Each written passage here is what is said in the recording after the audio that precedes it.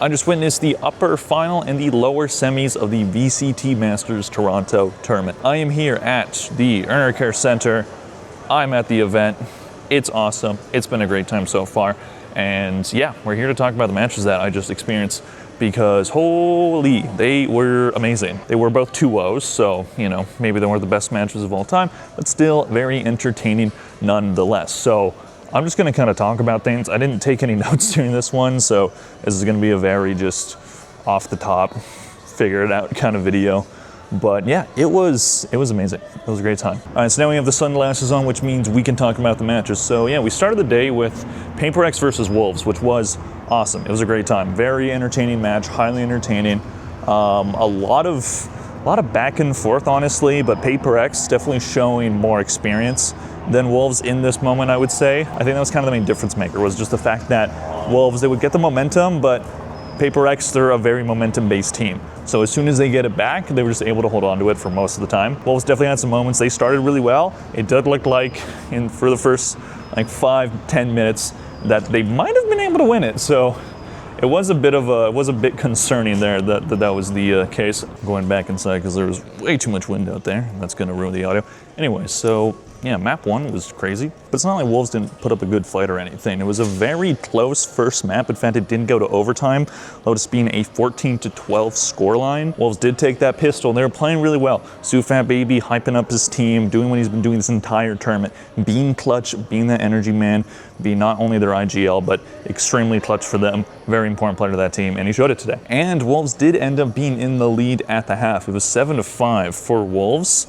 And it looked like, you know, maybe they can take this one, but Paper X being very good on this Lotus map, they were able to turn the tide pretty quickly. Started by winning that second pistol and then winning the first 4 rounds in a row. And the crowd was just going crazy the entire time. Paper X chants, I was chanting, a lot of chants for Wolves too. It was interesting. The crowd felt like it was on like the side of both teams. It was very interesting to experience live. But yeah, the crowd was hyping up. There were some huge moments. That Devi ace was insane. It's funny because that's a round that should have been fairly easy for Paper X because if I remember correctly, that was a pistol buy from Wolves there. It was an eco round, and then they still end up almost winning the entire round. Paper X able to calm things down by just Devi getting an insane ace. So that was huge for them. That really turned the tide, and that really set the stage for Paper X to win the rest of the match. So Wolves were in the lead. It felt like maybe they can close this one out. They would get to map point at round 23. However, Paper X able to tie it up in that last round.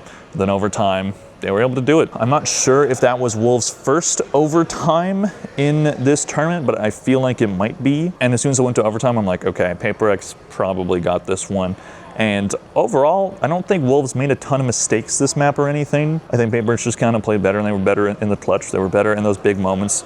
Something definitely had a rough first map, but map 2 did go a lot better for them, and they did end up winning that one in overtime, winning the only 2 rounds of that overtime. So no harm, no foul. Paper X able to win Lotus. And then we go on to the set, and this one is a much more lopsided score, but it didn't always feel super lopsided. It wasn't like Paper X were like winning rounds by like just destroying Wolves from front to back. It definitely felt like we were at least kind of evenly matched, but Paper X just able to get those round wins. And Wolves did start strong as well. They won the pistol, they get to that anti-eco, but as soon as Paper X break their streak, it was kind of hard for Wolves to get it back. And Paper X would end that half by winning 7 rounds in a row. 7 rounds, absolute dominance from them. They were looking great. And then they win that second pistol, the anti-eco, and it was crazy. Listen, I was hanging out with Commend at this tournament.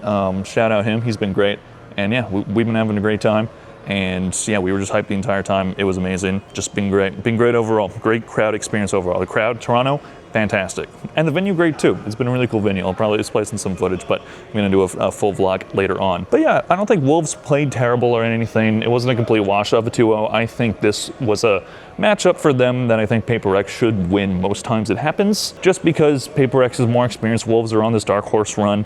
Paper X have been that team before, so they know what they're getting into with Wolves. And we maybe had some underperforming from some players on Wolves. Definitely Lysor was having a really rough game, only 26 kills on the match. And then on Paper X, we had most people do pretty well. The lowest they had was Patman with 25 kills, but he had some pretty big moments as well. So he's definitely been very clutch for him. Something recovering in that second map. In the first map, he got 16 kills. On the second map, on Ascent, he was top rating for the team with 19. So overall, not a terrible match for Wolves. Let's move on to Fnatic versus G2. Now this one was a heartbreaker. This was a 2-0 win as well, but this one was a lot closer. In terms of scoreline, it was incredibly close, and then in terms of just watching it, it was very much like, I really don't know who's gonna take each map. But Fnatic just able to get those moments. It was just, as soon as they were able to get the momentum, and G2 would be able to steal right back, but just a couple rounds on that split that maybe should have gone the way of G2, and they're out of the tournament. The last hope for NA shut down once again by an EMEA team. Not the first time that's happened, probably not the last either, unfortunately. And yeah, commended Bodork. We're very happy about that. Shout out them, but they were very boastful when Fnatic won. So yeah. I could strangle you in your sleep.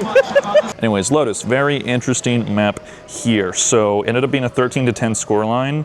G2 definitely keeping themselves in it, but just losing that pistol. They've been kind of rough on pistols this tournament. It's been a bit of a concern of mine, losing both pistols in this Lotus map. So Fnatic with that economy advantage early. Valen would have a pretty solid map, having some pretty big moments, but it was kind of just all Fnatic for those first like 6 to 8 rounds. G2 did have a decent 3-round streak, but it didn't really last very long. So it was kind of, you know, Fnatic more making mistakes than G2 dominating. But G2 definitely have some really big moments. I thought Valen played very well. Leaf did as well. Leaf had some moments on split though that kind of lost G2 the rounds, that kind of cost them the entire match. So that is unfortunate, but overall he had a good game. And it was Fnatic still doing that slow push, waiting till the final moments to finally push, and either losing to the clock if they lose the round, or just being able to get that push down at the last 10 seconds or so, and then get the plant, and there you go. That's kind of just what they do. That's how they beat Sentinels. It's also how they beat G2. G2, I thought did a better job at kind of getting through that playstyle though, because they also do that themselves. They were playing more aggressive this one. This match started pretty fast, both teams playing faster than I expected them to, especially knowing how both of them played most of the time. But Fnatic on their attack side definitely slowing things down a lot more, and they would end this one with a 4-round win streak. So G2 really close to winning this one. They were in the lead, but they lost the lead. Boaster doing some great calls with the IGL lane, and Alpha Year was destroying this game, and so was Chronicle. They were on a warpath. This Fnatic team, I picked them to win this tournament, and this is kind of why, because this team has something to prove. A Fnatic team that has something to prove sounds like the scariest team in Valorant, because they're a team that has won tournaments before. They've been here before. They know what they're doing, and this is exactly the type of situations that they thrive in. And the meta looks pretty good for them right now. The map pool looks pretty good for them right now. Alpha, you can play any agent right now and do pretty well. I think they should just keep him on Sentinel, but they haven't played Double Duelist to varying degrees of success, but overall he's still been insane. Okay, so I had to move outside because there was copyright music being played in the Intercare Center. Really hope that's not picked up by my camera. Anyways, Fnatic just able to really get it going when they got the momentum. They were able to shut it down, and they just played really well. They played really well on that Lotus map. Again, those slow pushes, waiting until the final moments, being able to push with 20 seconds, 30 seconds left. So definitely that slow play style working out for them. Then split, same exact scoreline, 13-10. G2 this time winning the pistol. They would win both pistols, but they would lose their second anti-eco. So that wasn't a great round for them. That was Fnatic kind of force buying and just kind of ended up working for them. Yeah, this one, Trent definitely being G2's best player here. Had a lot of big moments, had a lot of big kills, and 19 kills on the Fade for him. Rating of 1.28. Not too shabby, pretty solid for him. However, everybody else on G2 kind of going negative, and that was kind of where the difference was. This was a very, very back and forth match, but the main difference was Fnatic with those players doing those big moments, getting those clutch kills. That was the main difference maker. We had Alpha Year doing it, we had Chronicle doing it. It was just, as soon as there was a big round, when there was a big play, it was usually a Fnatic player, not always the G2 players. They would have a couple of them. Leaf had some good ones here and there, Trent as well, but overall, it just felt like Fnatic was always just one step ahead. Boaster as well, doing great in this one. 21 kills for him. Had some really clutch rounds. There was that one round where Boaster got 2 kills, almost got the 3K to kill Trent while he was defusing, but he just wasn't able to get him. So that round probably should have gone to Fnatic. Unfortunately for him, it did not. There's stuff like Alpha Year getting a collat kill on Lotus. That was a big moment. So that's kind of where the difference was made, and we end up with the 13-10 scoreline. G2 out of the tournament, Fnatic top 3. Boaster, Alpha Year both getting 21 kills. Chronicle getting 20. Kayak with 20. Kayak with some big moments too. Didn't really talk about him. He was big today. He did great. There were some rounds where G2 had the advantage. I think one was a 4v3. They had the plan. They also had a Viper's Pit. They have that Viper's Pit. It should be a lock for them to win the round, right? Well, unfortunately for them, no, because Kayak does end up pushing them and gets into the Viper's Pit. And then Leaf is looking at the wall. I'm gonna have to watch a replay of this, but he was just looking in the wrong direction and it just ended up getting him killed. Leaf played great at times today, but he also had just moments like that where it's like, man, like if he was just looking the other way, G2 maybe win the whole game. Yeah, overall G2 I do think played well. It was a top 4 performance in a North American venue. Jonah P, the only Canadian, is out of the tournament, so my dream of a Canadian winning in Canada, that's dead. So that's unfortunate, so whatever. But you know, there'll always be the next one. Let me know in the comment section down below, what did you think of these matches? Who you think is gonna take this whole tournament? Quite an interesting top 3 we got. Paper X going to the grand finals yet again. Pretty interesting for them. I'm not going to believe that they're gonna win, because as soon as I believe, that's when they lose. So we'll see, but either way, they're in the grand final again, 3rd grand final. I don't know, man, I just can't.